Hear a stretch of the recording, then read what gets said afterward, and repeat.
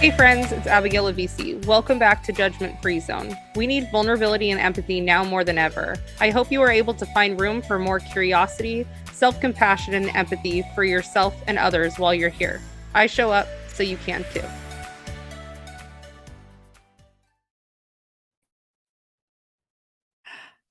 So we're back. I told her we were going to start and we're just starting, but we were saying that, we both work in shame.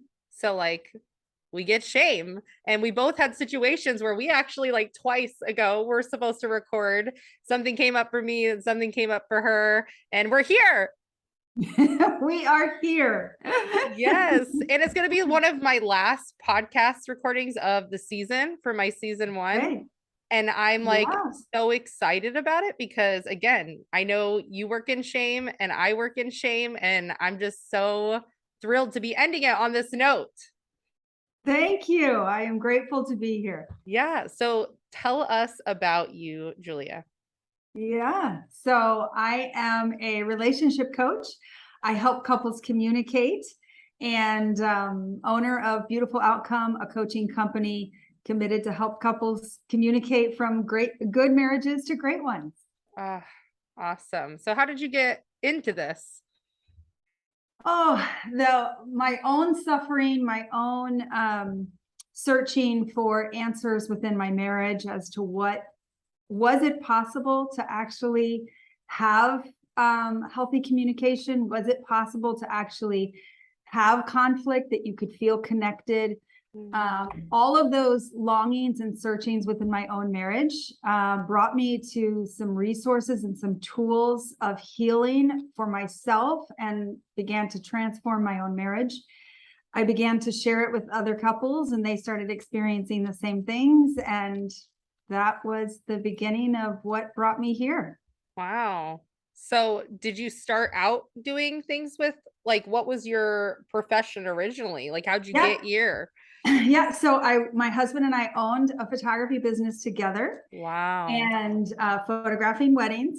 So there's always been a passion towards the love and relationship. Aww. And I feel like the powerful thing is, in that season of my life, I got to help couples create that wall portrait or that album that really kept reminding them of the vision they had of love and who they were.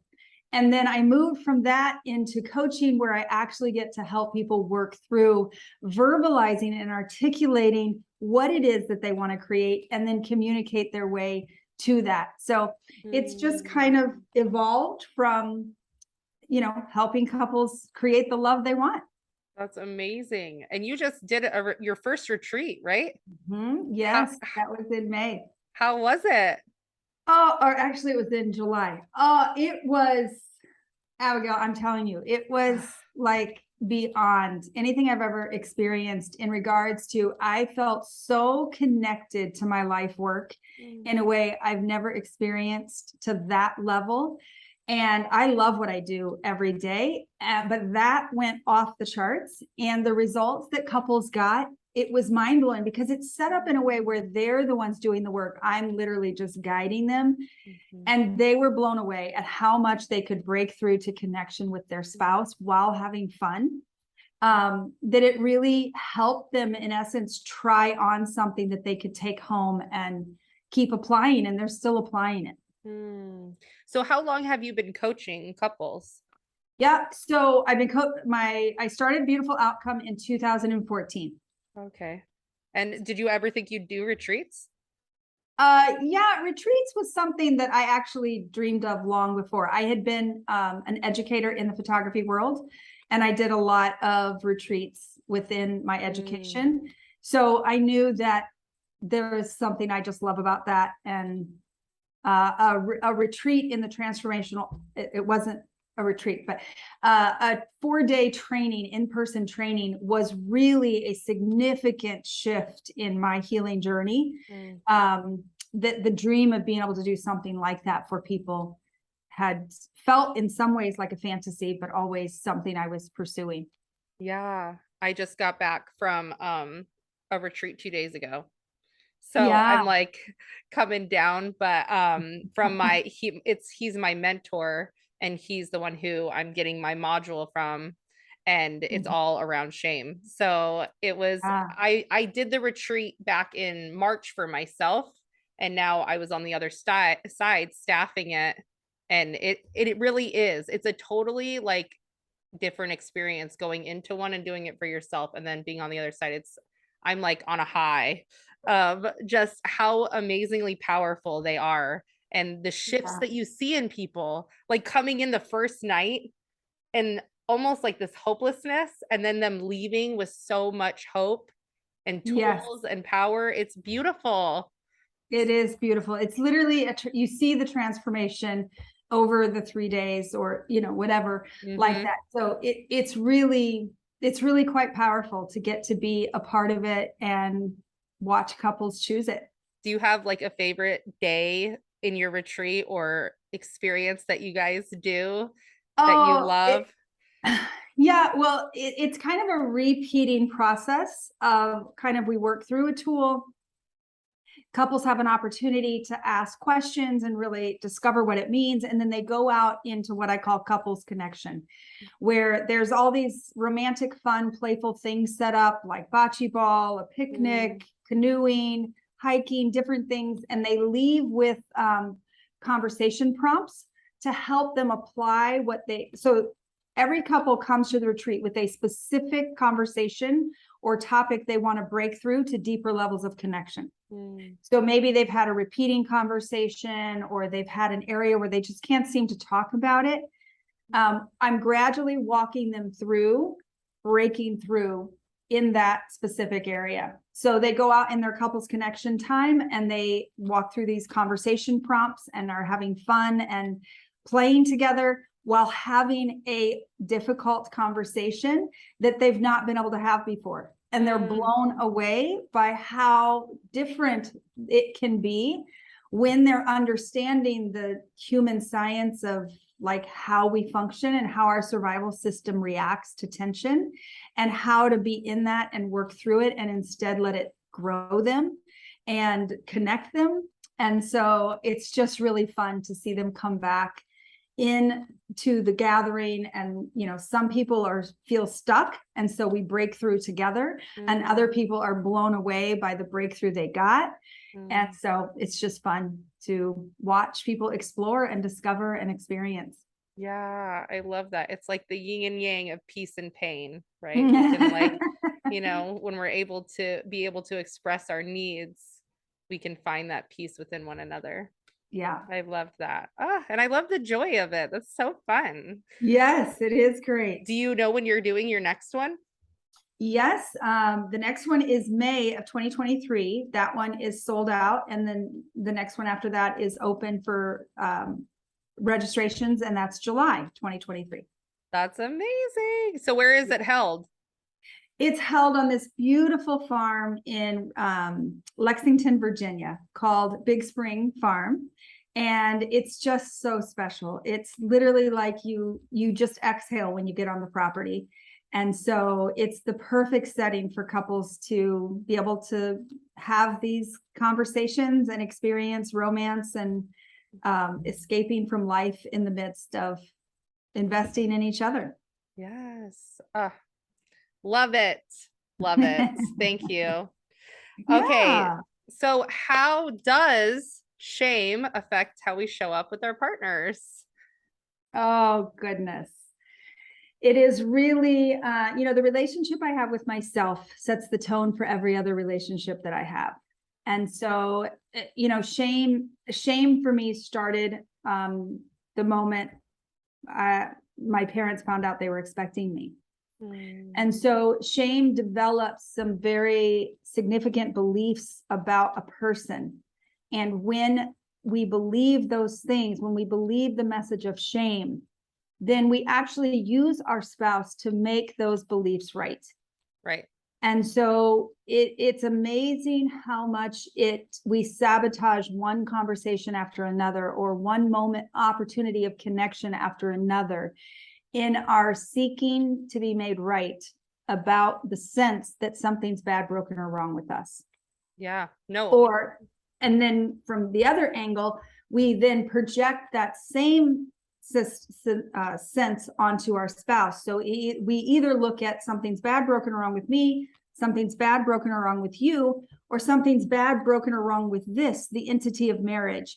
And, we were too young, marriage doesn't work, all these things that we begin to shame than even just the union of marriage. Yeah, no, absolutely. We create these core beliefs on our heart, and then our brains, because we're so young originally in our childhood, and then we try to keep seeking why it's happening to us and what Evidence. is making it. Mhm. Yep, evidence. We just keep looking for it. And it's really just looking inward and seeing what's going on with us and these core beliefs. Yeah. Yes. Yeah.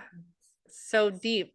Man. So I feel like, because again, talking about shame a lot of people don't understand the difference between shame and guilt. So how would you describe that to people? Yeah, so shame is it's an attack against the identity. It's a sense of who I am or what is true about me. Guilt is something I feel because of how I have assessed life, right? So if it is bad to not say hello to someone, then I will feel, if I've decided it's bad to not say hello, then I will feel guilty if I don't say hello, because my belief, my assessment of what is good, bad, right, wrong is notifying me I have gone out of alignment. So one is identity and one is behavior driven. Yes. No, I love that. I love that. I like to ask that to other people because we all have our kind of way of describing it. And I love how you said that, because shame is the master emotion and it just can cover it all. So Yep. it just covers up everything else. And when we're not able to recognize that we're feeling fear or anger or sadness, we can go into those core beliefs and then it creates the shame over ourselves. So yeah, we choose it. Yeah. Okay, so tell me about compromises in marriage or even within ourselves if you want. Wow, that's a great question. So I think that we often, it's within a marriage, within books and different teachings and different trainings, there's this belief that it's best to compromise, right? So you have a way you want to do something, I have a way I want to do something. So let's compromise. You give up some of what you want, I'll give up some of what I want, and somehow we'll be in the middle in a way that we're both happy with. It doesn't work. Yep. Because in the compromise, neither of us are happy. Right. I didn't get my way. You didn't get your way. Supposedly, I got a portion of my way. Supposedly, you got a portion of your way, but neither of us are happy or feel aligned to the new way because we needed to give up what we actually believed and wanted and felt was what would work for the scenario. So I believe that compromise is just a way of avoiding the deeper conversations. It's a surface fix. It's like a Band-Aid, right? So I want, my child wants to be in sports and one spouse wants them in the sport, the other spouse doesn't want them in the sport, right? Okay. So I don't know how well this analogy is going to work, but we'll go with it. We'll go with it for now. It's good. So the one parent is like, I want them in this sport year round. And the other parent is like, I think the sport is dangerous. They shouldn't be in it at all, right? So there's the two opposite ways. So they try and compromise. Okay, well, let's just have them play the sport in the summer, right? So we think it'll work, but in reality, what's driving the parent that wants the child to be in the sport all year round is based on what they believe. Right. right? They believe, who knows, I'm just going to make up stuff, right? Yeah. But they believe that the only way the child can be successful in life is to be in this sport. They believe that the only way they can afford college is for the child to be skilled in this sport. There's a whole lot of identity stuff behind their desire for their child to play this sport. The one who doesn't want the child to play the sport, there's a whole lot of beliefs connected for them. Like, I don't want them to get hurt. I think academics is what is most important, and this is going to distract them from it. And sports are only temporary, and then they've got to have the life after that, right? So they each have their beliefs, which are very valid. But a compromise actually ignores the beliefs and tries to fill a momentary way of making something work. But it is really about getting to the heart of what is going on for each parent. What is it that they're fearing isn't possible if it doesn't happen the way they want it? Where is it that they feel shame connected to this, right? Because maybe the parent who doesn't want their child felt very shamed in school around sports. And the parent who does want it, maybe it's the way they overcame shame temporarily, right? So there's all these deeper things beyond or beneath this simple argument of whether the child's going to play sports or not. Yep. And so compromise just helps me act like I'm being a good spouse, while in reality, I'm building bitterness and resentment because my beliefs are still running the show within me. And I still want what I want because I believe it's the most important way for that child to get where I think they need to be. Right. Does that make sense? Oh, absolutely. Makes perfect sense to me, because compromise is literally denying ourselves and trying to find a win-win takes a lot more effort and communication. Yeah. And the belief there too is that finding a win-win will take more a conversation, but really as we continue to compromise and compromise and compromise, now we've created this pile that if we would have taken the time to come down and find out, right, that core belief on this side, that going to having that sport means that I can go here, here, here for my child. And then that identity that I heard on this side, that school is where the identity is, and here, here, here, and how you're going to get there. And these fears, right? Like, because fear is a sense that we're going to lose something, or that's sadness. Sadness is this fear that something is lost, and fear is something we can't control. So what's happening here, and let's bring it down and see these two angles of what's coming up for you: anger, sadness, or fear, anger, sadness, and fear, and bring it together, because those identities started somewhere. Right, because the decision to whether the child plays sports or not, it's the beauty of how life works. Life is inviting healing for both parents, right? Life is inviting connection for the parents. But we make it about the object rather than the reality of what wants to be revealed, what wants to be experienced with the parents. And so compromise, it literally is a blocker from the beauty of what wants to come out of so many opportunities couples get to make decisions together and to discover themselves, right? When our kid wants to play sport and we immediately are like, no, we don't realize it's based on what we believe. Right. Well, it happens in nanoseconds, right? Like, we get that feeling of anger, fear, or sadness. 15 to 20 seconds later, the identity shows up and shame shows up. It's just like so easy to like bypass it immediately. It's an automatic survival system reaction that we don't often look at. And then when we move into compromise, then we put our body in the state of defense. Right. So as our body is in the state of defense, there's no ability to get behind and see and learn and discover what really wants to be discovered, because we're now in a defensive state. We're in attack mode.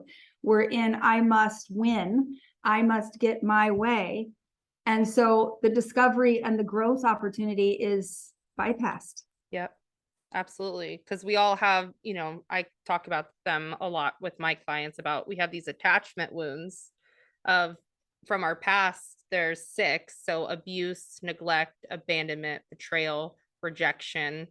And when these things get brought up to us and they get triggered, it's like a sunburn. You know what I mean? Like you don't even notice it until it gets hit. And then it's like a Yeah. reaction, like somebody touches it and you're like, whoa, like get off of me, Mhm. don't touch me. And we immediately go into that reactionary state. Yep. Yeah. Yep. Mm. So what do you do with that in marriages? How would you, what would you, what are some steps you could give in those situations, or even in that one that you said, like, how would you help somebody in that moment to bring them down to get to a win-win? Yeah. So the first thing is really to begin to discover what I call do the work in your backyard, Okay.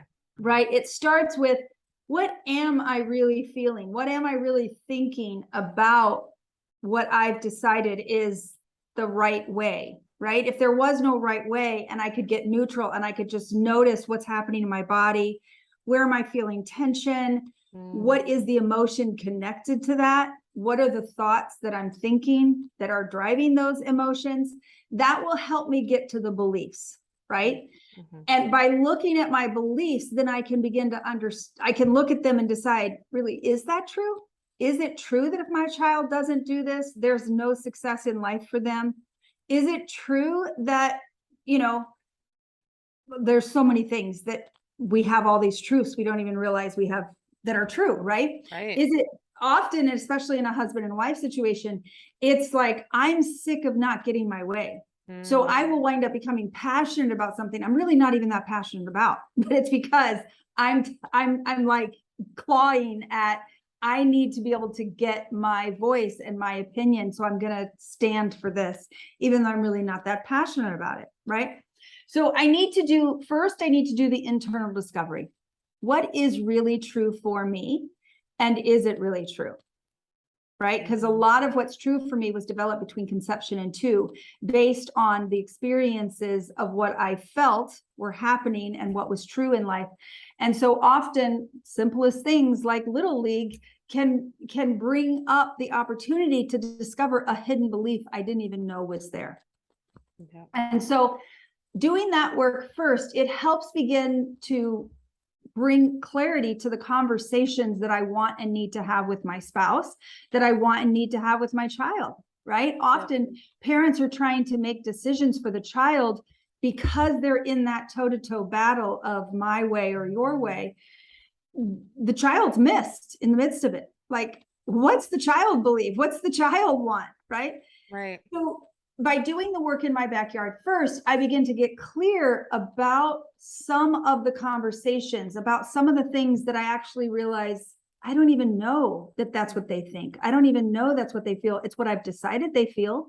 It's what I've decided they think, right? I may think my spouse could care less about what I think. Mhm. Well, is that true? Do they care about what I think? Like, or my spouse gets so angry when we talk about this. Okay, if I weren't upset by the anger, would I be willing to get curious about what makes them so angry about it? Like, what happened for them? What do I not know about how they've experienced this sport, or what their life was like at that time when they were this age? All of these things are there to be discovered. Right. And then I would begin to have those conversations, one conversation at a time, being present, curious, in a growth mindset. And what winds up emerging is this beautiful experience of knowing and being known, Mhm. right? The deepest longing of every human heart is to know and be known, to be seen and heard. And so as you begin to hold a space to see and hear yourself, see and hear your spouse, all of a sudden connection begins emerging, and it's no longer about my way or your way. We're coming to a new way that never existed before. We're coming to an our way of, wow, I can hold a space for where you're at and where I'm at, and let's try this on. Because life, a compromise is based on there is a way, but there's never a way in life. There's a possibility. Mhm. Right? So we're just going to try on. Well, let's try this on for this, fall season.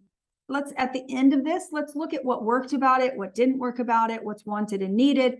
And we keep gradually growing into what's wanted and needed rather than trying to find the right answer that doesn't even actually exist. Yeah.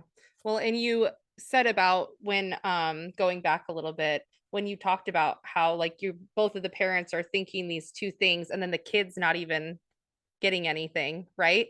And putting yourself there. So when did you, back when you were that age, right? Because since kids are egocentric, something's happening with both parents, and then that's where the core belief starts, right? Because we are egocentric, we think, oh, it must be me. Like, what am I doing? I must be defective. And these rules, spoken or unspoken, from our parents are being told to us that, oh, like my worth is in sports, or you know, these things that we create, and then really just taking it back and being able to go, this is where my fear stems from, and coming Yeah. together and having that conversation together. And Yeah. it takes time. It's beautiful. I mean, life is I say that, you know, doing the work in our own backyard is a full-time job. Yeah. Every day, what gets triggered, every day, what gets exposed, every day, what gets invited. My children are always a new age. They're always experiencing new things. I'm always then reliving moments at that age that I didn't even realize were needing to be relived or relooked at. Replanted. Yeah, it's a continual opportunity. And so Yeah. it's a gift. And if Yeah. I'm willing to be in that, every day is a beautiful opportunity of growth and learning and discovery and becoming, most importantly, becoming. Becoming beautiful. Who I am, what is possible for me without the limiting beliefs, without the messages of shame. Yes. No, I love that. And I agree full-heartedly. Yeah. Absolutely. So what are some main things that you do see couples struggling with? Ultimately, abandoning themselves. Yeah. Right. As they abandon themselves in the conversation. Oh, like, it's wrong to say that, or it's too much to say that, or I'm too much to want that, or all the different messages that shame projects into the choices often that our gut tells us to choose. We minimize ourselves, we abandon ourselves, and then we make it our spouse's fault. Yeah. Yeah. So how do we shift that to show up for ourselves and also show up vulnerably and authentically for our spouse? Yeah, it's doing our work in our backyard. It's slowing down, noticing, what am I feeling? Because what we believe produces what we think, which produces what we feel, which produces what we do. I call it the transformation train. Whatever destination I end up in, right? If my husband and I are in a conflict, that's the destination I drove at. If I don't feel connected to my sister, that's a destination. The transformational train took me there. What did I do? What was I feeling? What was I thinking? What am I believing? And when I begin to get to the engine, right, we often try and change our circumstances or change the destination by working on, well, let me just do something different. Let me just feel different. But a train cannot change directions from the caboose. It will keep driving to the same destination because I've got to get to the engine. So doing my backyard work is simply slowing down, looking at what did I do, accepting that was the best choice I saw available to me according to how life occurs to me.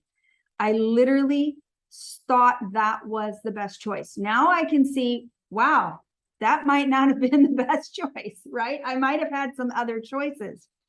But when I can look at the results I chose, what brought me to choose that? What was I feeling? And then what was I thinking? And then work to discover, what am I believing?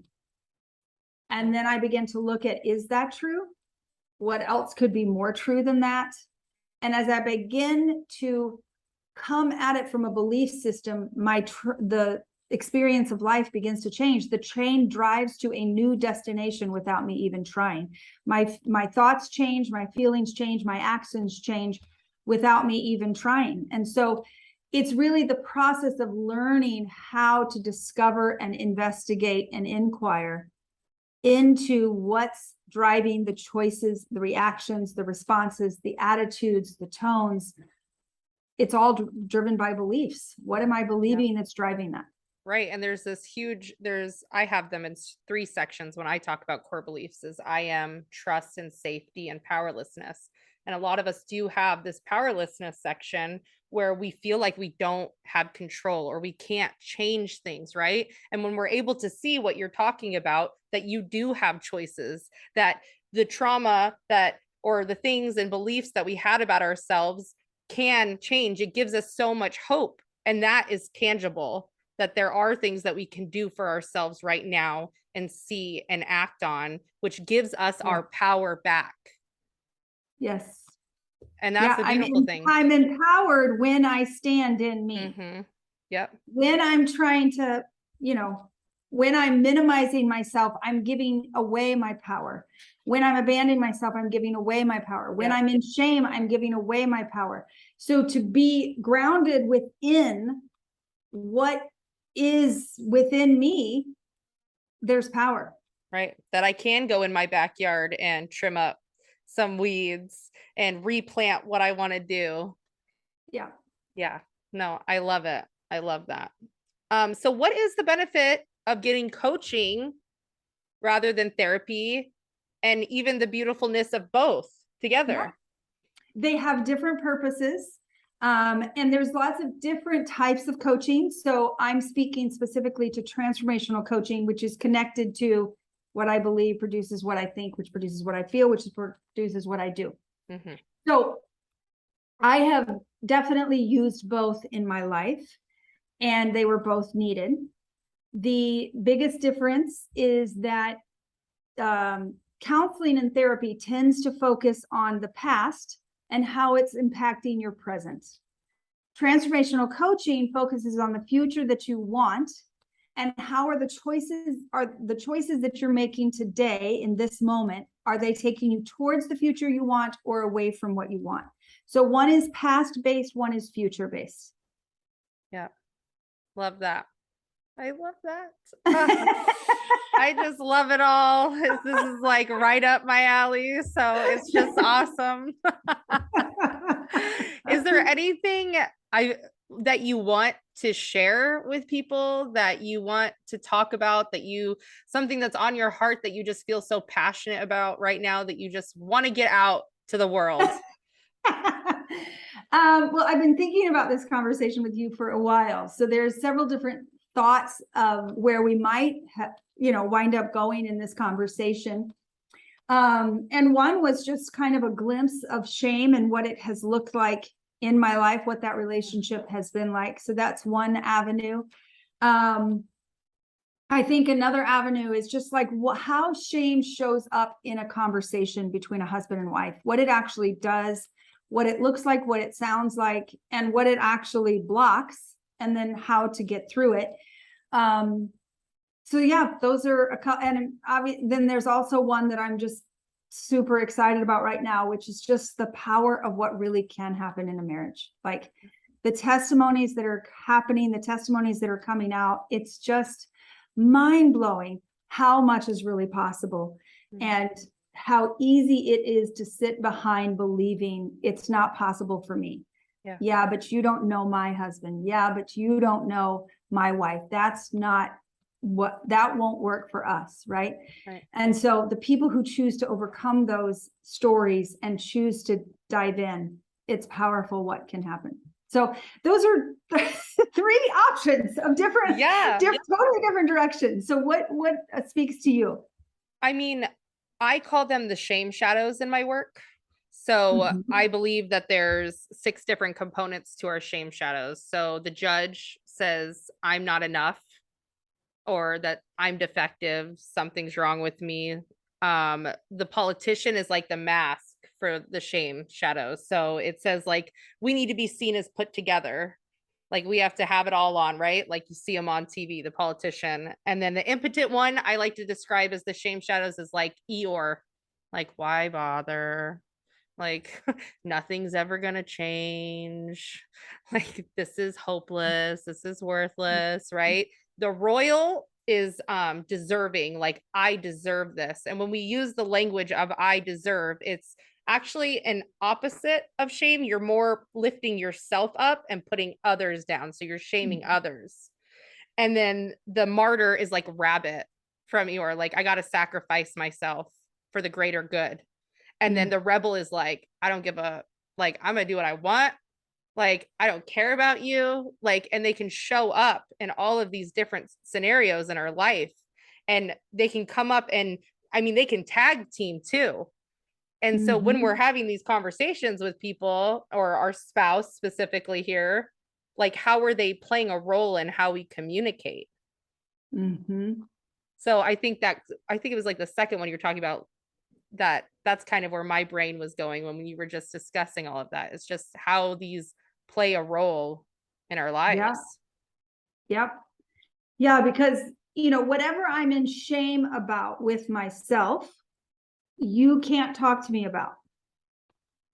Because if I am in shame about it, then I am beating myself. Yeah. Right. And one of the reasons I beat myself is so that you can't. So I beat myself and tell myself that, I'm doing all this work to make this change. And so if you want to tell me the pain that it's creating for you or what it's causing for you, I won't be able to listen. I will actually come at you with anger because I'm already in my own mind doing the work, but I'm actually not doing the work at all. Shame blocks me from any growth whatsoever. So shame is really it's the manipulator of conversations. And we all do it, but most of us aren't. For me, for most of my life, I wasn't familiar with what shame was. I had no idea how it looked. So in my mind, I was the hero in the conversation because I was so hard on myself. Can't you see how hard I am on myself, right? I was masking in my mind myself as the hero, when in reality, I was the manipulator.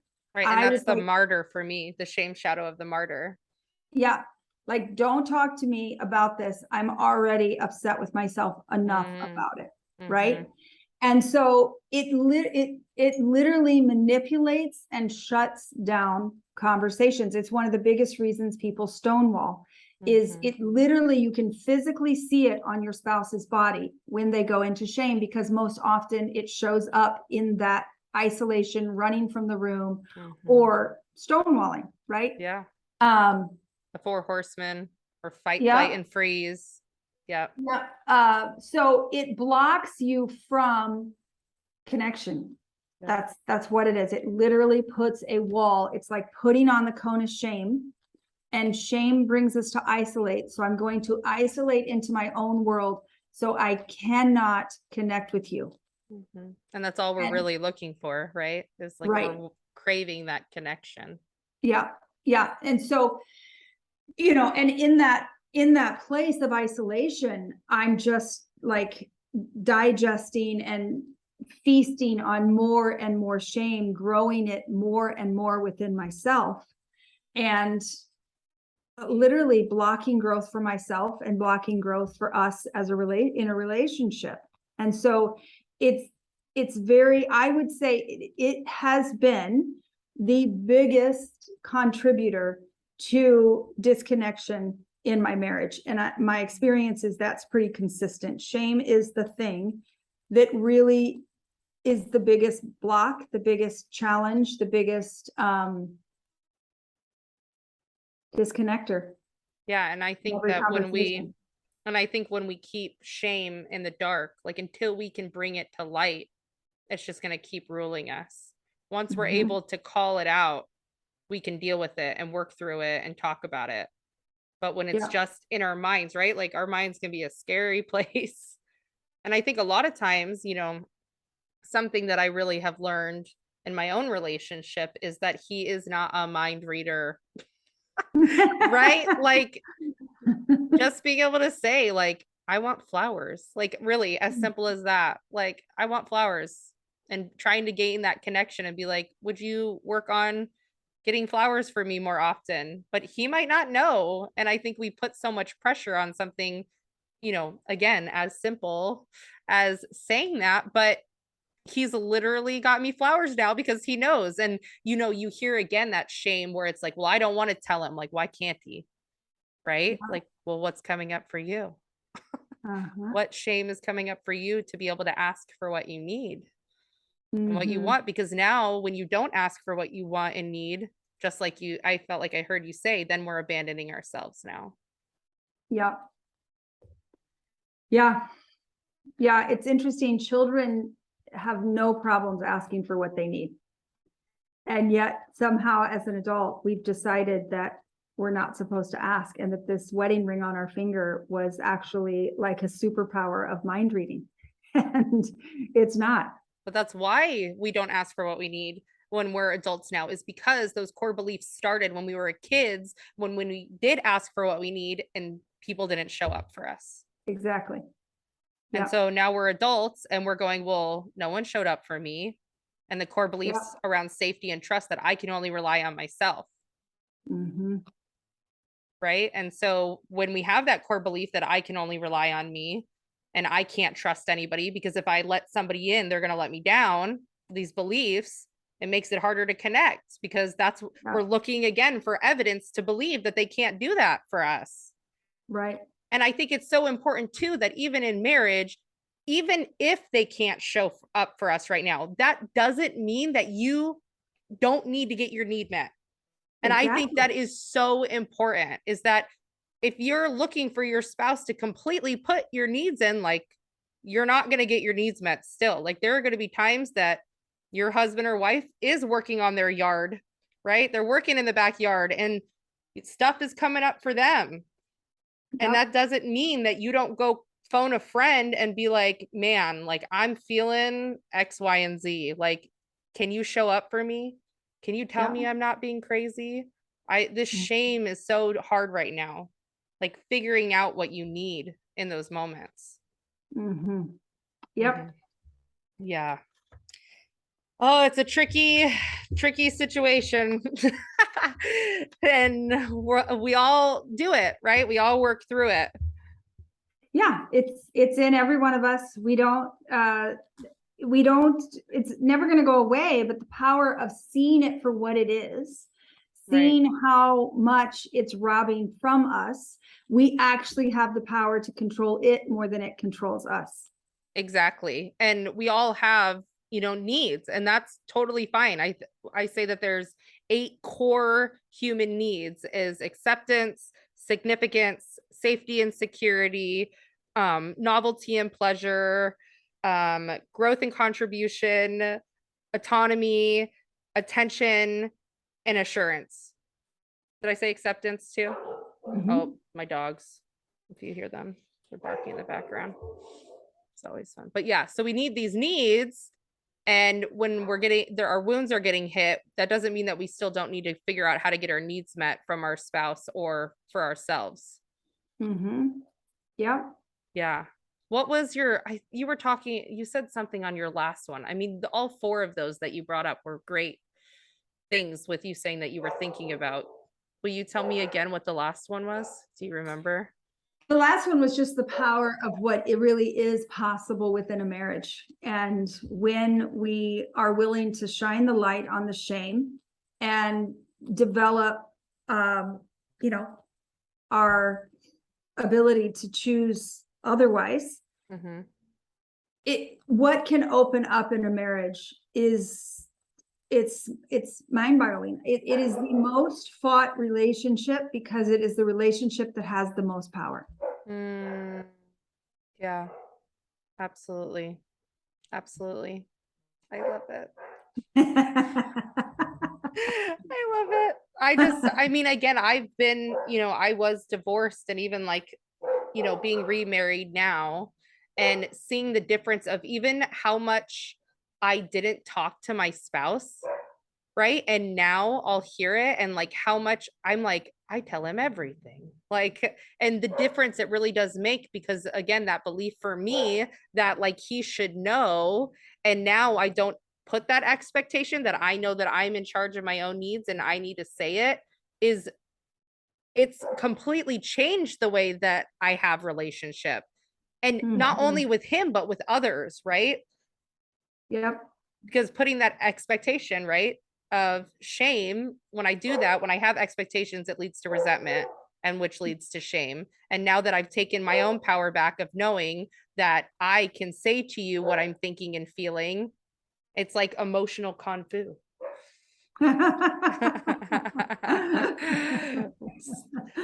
Ah, is powerful how much vulnerability connects us. right. Well, that's what Brene Brown says, right? Like vulnerability breeds vulnerability. So Mm. the thing is I have to be willing to be vulnerable first. Well, when I'm in shame, I'll be the opposite of vulnerable. I'm covering up Exactly. versus being willing to be exposed for the purpose of connection. Right. Yeah, because what wound is going to get hit if I share myself, or that Yeah. belief again that somebody might leave me, or they'll reject Mm. me because I'm not enough, or that something's wrong with me and I can only rely on myself and I'm helpless to do anything, right? All of these things just start spiraling us and Yeah, farther away from connection that we actually desire. exactly. Hmm. Yeah. Well, I just appreciate you so much. Is there anything else that you want to share to any of that? I just think it's powerful to expose and discover how you're relating to shame. Hmm. And the more you discover about shame, what it looks like, what it sounds like, what it feels like, the more you can control it rather than it controlling you. It's a very self-focused evil within us where our attention completely goes to ourself. And that's very disempowering in comparison to being other focused, when we can really understand shame and what it's trying to do is to bring everything here. And I'm significantly aware of my insufficiencies and my incapacities and all of these things, because we're not meant to do life alone as humans. But shame brings it as though it's all up to me. I'm the only one. And then I lose my capacity to make a difference in the world because I'm me focused rather than other focused.